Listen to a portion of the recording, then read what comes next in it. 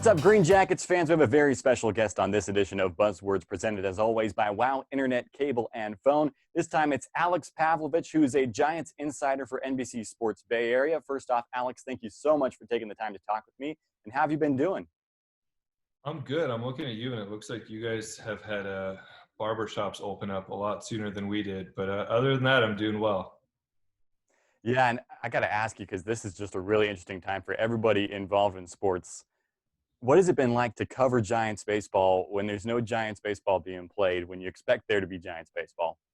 Yeah, it's really weird. I mean, in theory, it's like an off season, right? Because you're just working from home, and you don't have to go to the ballpark every night. And most days, not much is going to happen. But I think in the off season, you're always working towards the next year, and you're always thinking about roster moves. You're paying attention to free agency. You're checking with people on just everything on what they're doing with the 40-man roster and what they're doing with guys like Bryce Harper. And it's just been really weird to have it shut down. I mean, obviously none of us have ever gone through anything like this. And for me personally, like, I've never experienced anything close to this covering the team. I mean, I'm pretty used to year round, with the exception of maybe 3 or 4 days around New Year's, just being locked in the entire time. And this has just been a complete break. Alex, I've seen so many questions about what the roster situation is going to look like with the 60-man player pool and the taxi squad and whatnot. Can you maybe kind of explain it for everybody out there that has questions about how that's going to work?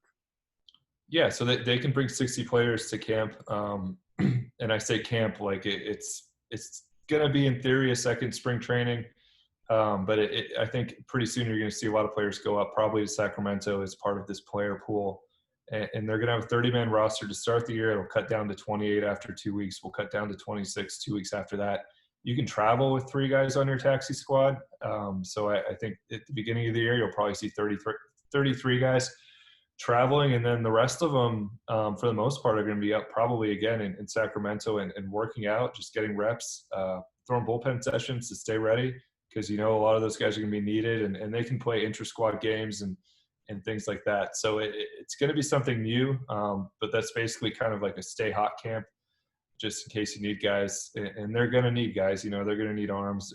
We're going to have guys suffer injuries, as they always do. And obviously there's a lot of concern too about guys testing positive and needing to be quarantined. So those guys would have to be replaced. And it's pretty much, I think, if you think about what spring training looks like after the first couple round of cuts, where you have most of the 40-man guys still around and then some veterans, non-roster invitees, it's going to be pretty similar to that, with the exception, and this is what's exciting, I think, for minor league fans, of a lot of top prospects, just guys who have nowhere else to play this year. And they will now be as part of this group. And at the very least, they'll be able to take BP every day. They'll be able to throw every day. And they'll be able to work with coaches every day.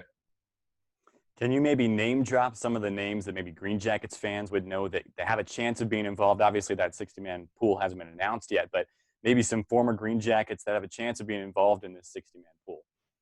Yeah, I think Elliot Ramos was there. He's going to be part of this pool. I think Joey Bart skipped Augusta, if I remember correctly. I don't remember him being there, but he's going to be part of the pool. Marco Luciano, who might have been there this year for you guys, is going to be part of this. And I think, he probably is going to skip straight to Double-A at some point.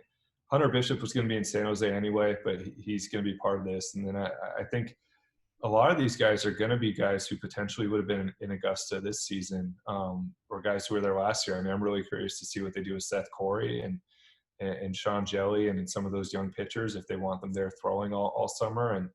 And then you look at, the younger generation, and Alexander Canario, Matos, guys like that, guys who potentially would have come through Augusta. If they're in this camp, I think this fast tracks them a little bit.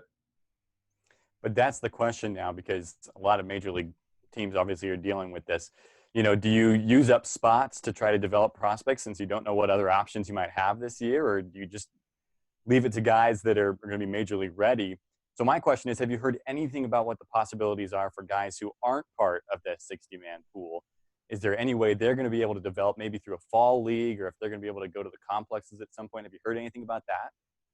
Yeah, I mean, they wanted to have an extended fall league. The problem with that is Arizona has lost control of the coronavirus.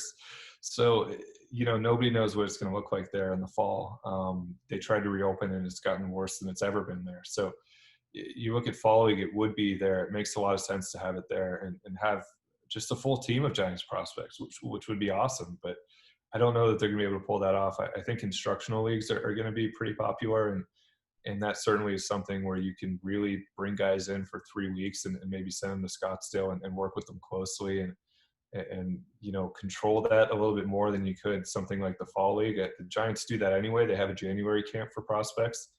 I think we'll see more of that. I don't know that there's answers yet for guys who are not going to be involved with this player pool about what they can do this summer. I mean, it really, to me, depends on where they're at. And I think guys who are in places where they can keep working out, that's a benefit for them. But there are going to be guys who are stuck in places where it shuts down again.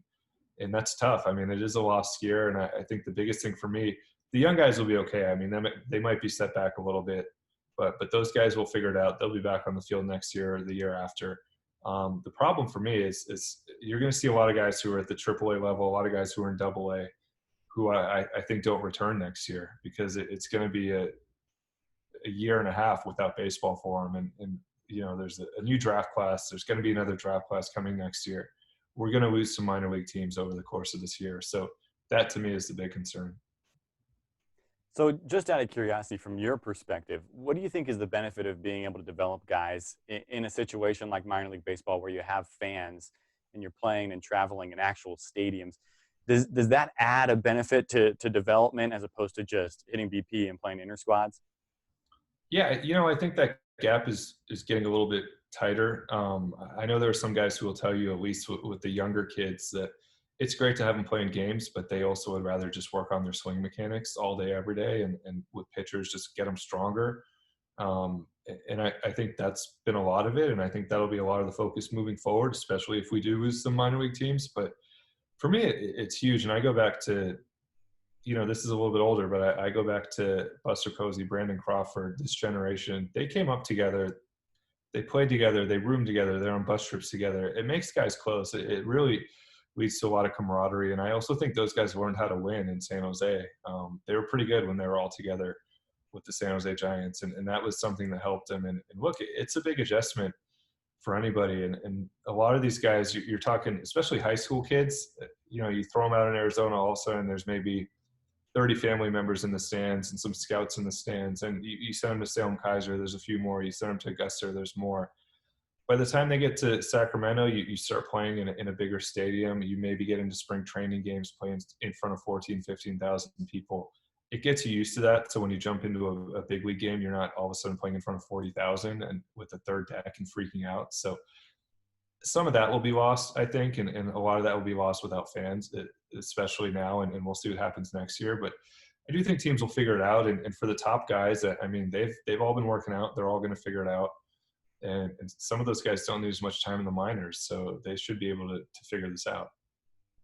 And that's such an important point, too. I mean, these guys that are really talented, they're going to find a way to really make an impact in the Giants organization, no matter what happens. But Yeah. Before I let you go, I want to ask, what are your impressions of the Giants draft class from just a couple weeks ago? Take a catcher in the first round. I mean, what were your thoughts? Did they win? What happened with the Giants draft?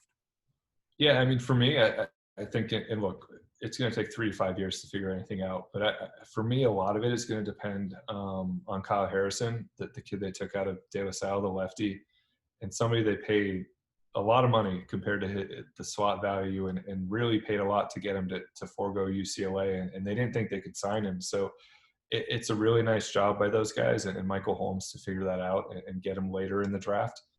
And if he turns into what they think, which is a first-round quality talent as a left-handed starter, that really makes this draft, I think. We'll see about the other guys.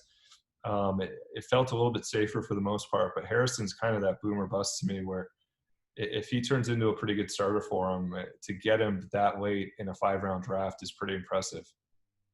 Well, there's definitely plenty to be excited about in the Giants system, even though we might not get to see them play here in Augusta this year. There'll be definitely a lot of storylines to keep an eye on. Alex, thank you so much for taking the time. Of course.